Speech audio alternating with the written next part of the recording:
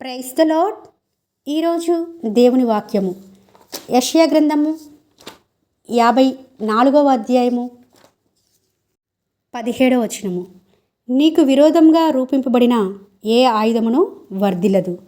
ఇక్కడ నీకు అని ఎవరిని ఉద్దేశించి పలుకుతున్నాడని చూస్తే దేవుని ప్రజలను ఉద్దేశించి పలుకుతున్నాడు.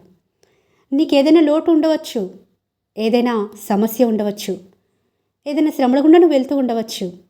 అయితే దేవుని నువ్వు ఎప్పుడైతే హద్దుకొని ఉంటావో, దేవుని మాటకు లోబడుతూ నువ్వు దేవుని మహిమార్థమే జీవిస్తూ ఉంటావో, అప్పుడు ఈ వాగ్దానమును మన జీవితాలలో దేవుడు నెరవేరుస్తాడండి.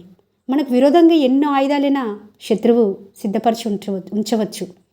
మన ఇంట్లో వారినే రేపవచ్చు, మన బంధువులనే రేపవచ్చు, మన స్నేహితులను, శ్రేయోభిలాషులను, ఇరుగు పొరుగు వారినే తన ఆయుధములుగా చేసుకుని సాతాను మన మీద విజృంభించవచ్చు. అయితే దేవుడు పలుకుతున్నాడు, ఈ రోజున తన ప్రజలైన వారి ఎడల దేవుడికి గొప్ప కృప ఉంటుందండి. వారందరితో దేవుడు స్పష్టంగా మాట్లాడుతున్నాడు. నీకు విరోధంగా రూపింపబడిన ఏ ఆయుధమును వర్ధిల్లదు.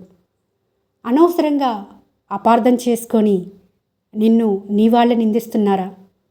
నీ వాళ్ళే తక్కువ చేసి మాట్లాడుతున్నారా? నీ వాళ్ళే నిన్ను చిన్నచూపు చూస్తున్నారా? అది శత్రువు చేస్తున్న పన్నాగమండి. విరోధముగా వారిని ఆయుధాలుగా శత్రువే వాడుకుంటున్నాడు.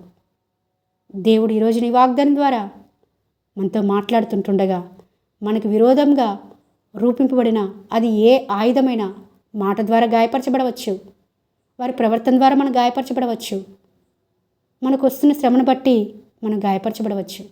అయితే అది ఏ ఆయుధమైనా దేవుడు దాన్ని వర్ధిల్ల చేయడట. దాన్ని నాశనం చేసేసి తన ప్రజలకు విజయాన్ని అనుగ్రహించే దేవుని మనం కలిగి ఉన్నామని ప్రభుపేట మనమే చేసుకుంటూ, మనకు విరోధంగా రూపింపబడిన ఏ ఆయుధమును వర్ధిల్ల చేయనని దేవుడు చేసిన వాగ్దానమును మనందరి జీవితంలో నెరవేర్చబడాలని కోరుకుంటూ, మీ సహోదరి ఎలిజబెత్ రాణి.